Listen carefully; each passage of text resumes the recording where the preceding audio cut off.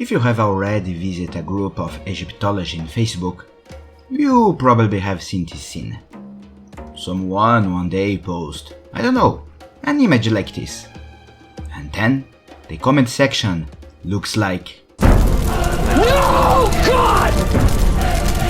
No, God, please, no! No!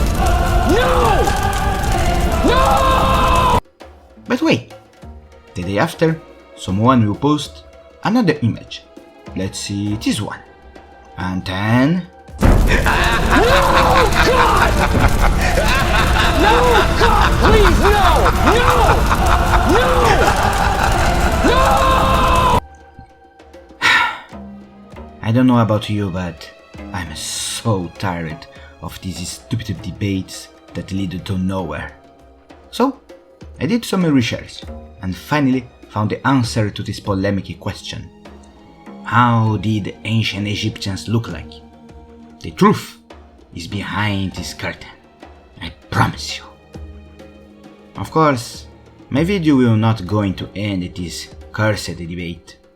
Idiots who believe in conspiracy theories will invent anything to justify their ignorance. But hey, at least I tried. But before I show you the almighty truth, I needed to make a few things clear. First, with this video, I'm not trying to prove that white people are superior or inferior to black people.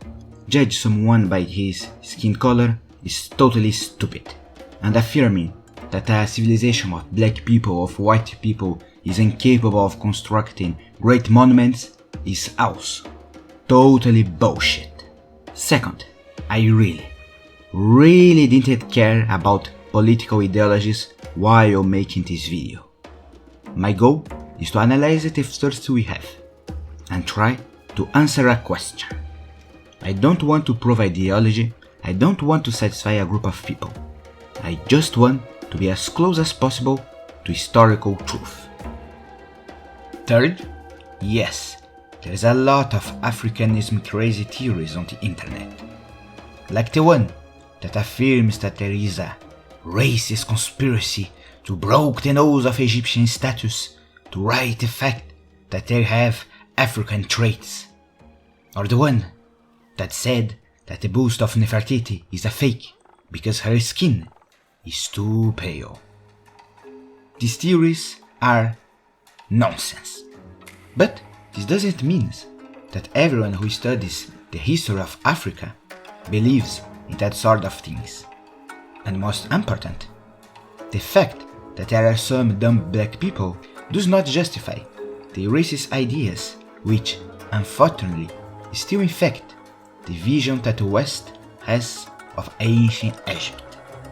The way ancient Egyptians are portrayed in movies is very problematic. By the way, if you have so many statues with broken nose, it's simply because the nose is the most fragile part of a bust.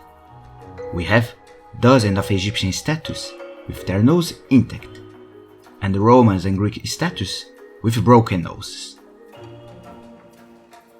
Now, if all is clear, the moment of truth is here.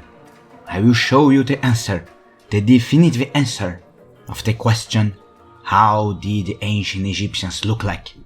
Prepare yourself.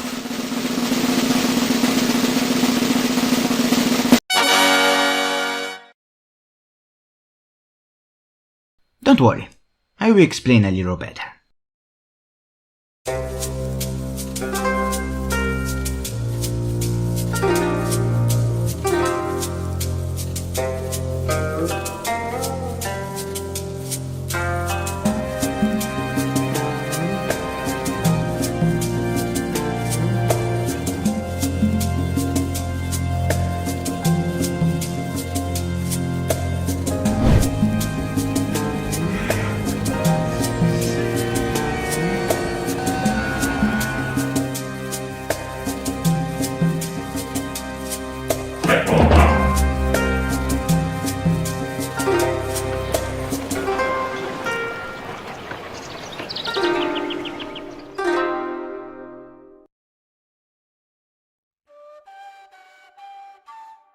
To be honest, the question of what was the skin color and appearance of ancient Egyptians don't make much sense. Egyptian history lasted for thousands of years, and to assume that during all this time the Egyptian population did not change is absurd. If you watched my video on slavery in the construction of pyramids, you already know that the policy of the Egyptians towards foreigners was integration. For them, your skin color didn't matter. If you spoke Egyptian and acted like an Egyptian, you were Egyptian. It was common to the kings to marry foreign wives that would be as respected as a native Egyptian woman, even though it's extremely rare to see a foreigner rise to the post of great royal wife. No law forbade an Egyptian to marry a foreigner, and if they had a child, this one would have the same rights that any Egyptian boy. When Egypt became a big empire, it must have been common to see people of different skin colors walking on the streets, descendants of foreigners integrated, mostly by force, into the Egyptian society. Of course, I'm not saying that there was no racism in Egypt. After all, the fear and distrust of those who are different from us is a natural reaction, especially during times of war. However, we have no trace of discrimination of a group of people uniquely by their appearance. With time, Egypt stopped being a conqueror to be conquered by other civilizations, such as the Hyksos, Kushites, Libyans, Persians, Macedonians, and Romans. Each one left their marks in the local population. One of the most valuable sources we have for knowing the appearance of ancient Egyptians are the portraits of mummies during the Ptolemaic and Roman period, and we can see that there is a wide variety of different skin tones and appearance. But we can always ask what was the appearance of the average Egyptian man.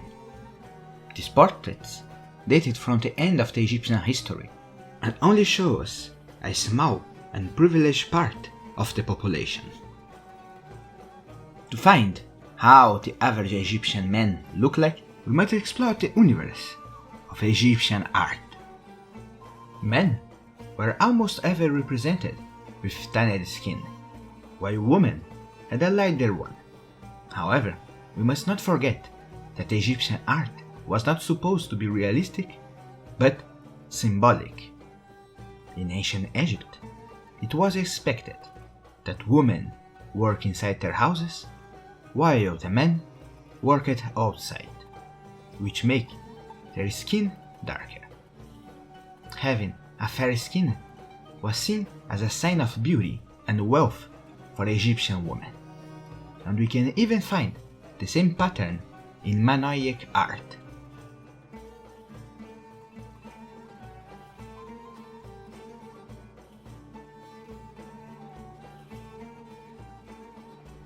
The fact that the Egyptians chose this brown tone to represent their skin shows us that this must been how the majority of the population looked like. Another clue to prove this theory is the way the Egyptians represented foreigners. These paintings, found in the funerary temple of Ramses II, show us how the Egyptians saw themselves in comparison to other people. Once again, it is important to emphasize that these representations are conventional ones, rooted in stereotypes, and they probably do not accurately reflect how all these people actually look like. We also have a description made by someone who has personally visited ancient Egypt. In his writings, Herodotus tells us that the Egyptians were dark-skinned and curly-haired.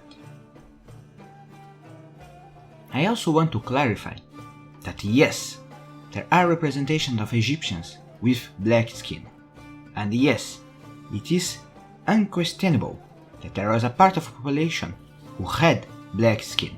But what the visual representation shows us is that they were a minority in the historical periods when these paintings were made.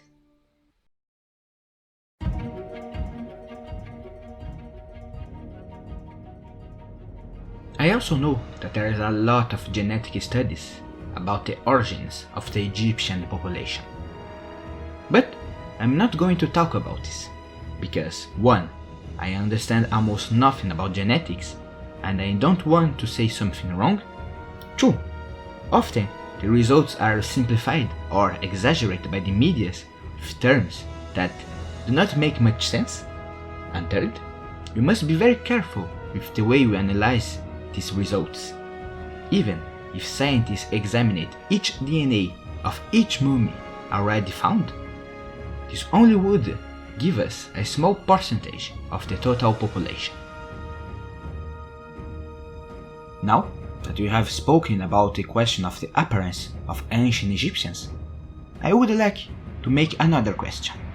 Why some people are so obsessed with proving that Egyptians look like this or this? The notion that there are many human races only appeared around the 17th century to justify slavery, and today we regard the racial divisions as a cultural phenomenon, not a biological one. If you went back in time and asked an Egyptian if he considered himself a black man, he wouldn't have understood the question, and probably would have thought that we are crazy. And when someone say Egyptians were black, this raises another question. What does being black actually mean? Why this is considered a black woman, but not this?